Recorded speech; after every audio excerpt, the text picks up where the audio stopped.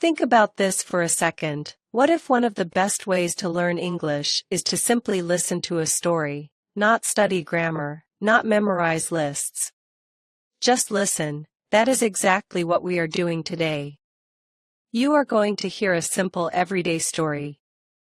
It is about a boy named David, and it happens at a pet store. Now, a pet store is a shop where you can find animals that people keep at home.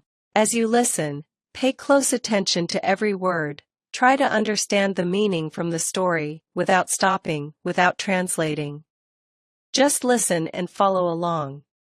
This is real English practice. And by the end of this video, you will have heard many new words in a natural and easy way. So get comfortable, take a breath, and let us begin. It is David's birthday soon, and David is very excited. His parents told him he could pick one special gift, and David already knows what he wants. He wants a pet, not a toy, not a game. A real living pet that he can take care of every day. So David and his parents go to the pet store together. David is at the pet store looking around, thinking about what kind of pet he might want to get for his birthday. He walks slowly through the store, looking left and right, taking his time. There are so many animals. There are so many choices. David does not want to rush. He wants to find the perfect pet, one that is right for him, one that he can love and take care of for a long time. The first thing David does is ask a question. He looks at his mom, then at his dad, and he says, "Can I have a horse?" He thinks they are beautiful and strong, but his parents smile and slowly shake their heads. They say no. David asked if he could have a horse, but his parents said no, because horses are too big. They live on a small street. They do not have a farm. They do not have a big yard. A horse needs a lot of open space. A horse needs a lot of food. A horse needs special care every single day. So, the answer is no. David is a little sad for a moment. But then he looks around the store again and he thinks, okay, that is fine. There are still so many other animals to look at. So many other choices, and David keeps walking. David walks to the first section of the pet store, and right away he sees dogs and cats. There are so many of them. They are cute, they are playful, and they are very hard to ignore. David sees some very small dogs. He sees some very small cats. And he learns something new today. First, he sees dogs and cats. Baby dogs are called puppies. Baby cats are called kittens. That is right. When a dog is very young, we call it a puppy. When a cat is very young, we call it a kitten. David watches the puppies jump and run. He watches the kittens stretch and sleep. David likes them very much because they are easy to take care of. And they can play a lot, but then David notices something. Dogs and cats, they do not stay small forever. They grow. They get bigger. And David wants a small pet. So, he keeps looking. David moves to the next part of the store, and here he sees something different. He sees animals that have to live in a cage. A cage is a small box, usually made of metal, with little bars, and the animal lives safely inside it. David looks carefully. He sees rabbits. And he sees mice. Now, here is something to remember. 1 mouse, 2 mice. Mice are what you call more than one mouse, so if you see 5 of them, you say 5 mice. David looks at all of them. The rabbits are fluffy and soft. The mice run around very fast. He likes these animals because they are small. Small is exactly what David is looking for. He gets a little excited. But then he thinks about something important. He would have to clean the cage. Every day, that is a lot of work. So, he is not sure yet. He keeps walking, still looking for the right pet. Still in the cage section, David looks up, and he sees birds. Beautiful, colorful, amazing birds. Birds live in cages too. David sees a parrot and a canary. A parrot is a bright bird that can sometimes copy the sounds of a human voice. A canary is a small yellow bird that sings in a very sweet way. David looks at both of them with wide eyes. He likes them. He watches the parrot move its head from side to side. But then, that same thought comes back into his head.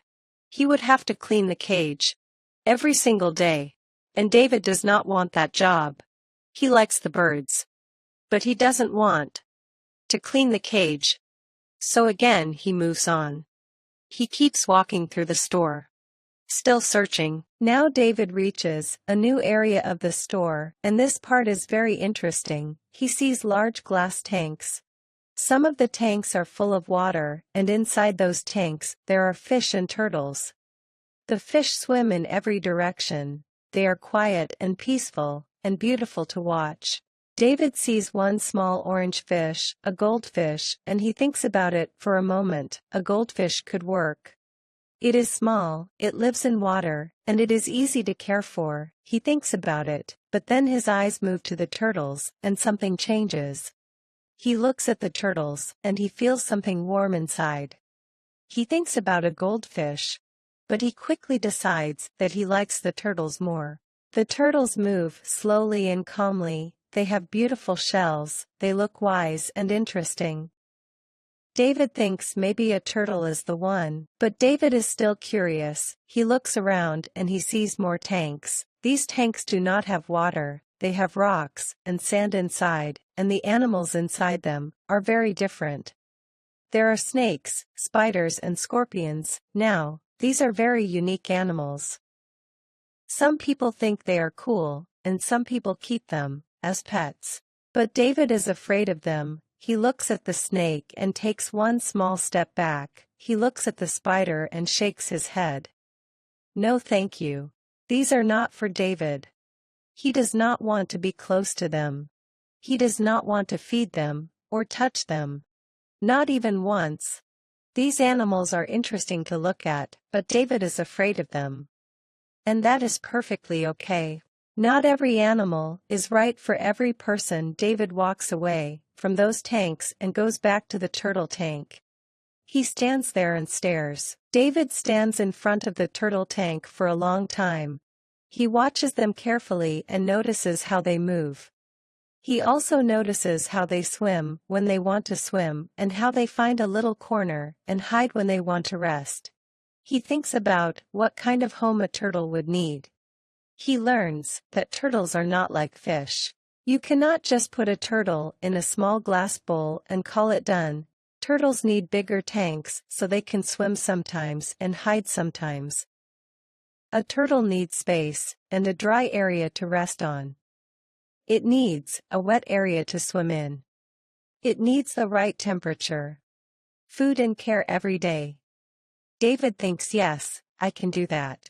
I can give a turtle a good home. His mind is getting clearer now. And then David makes his decision. He looks at his parents with a smile.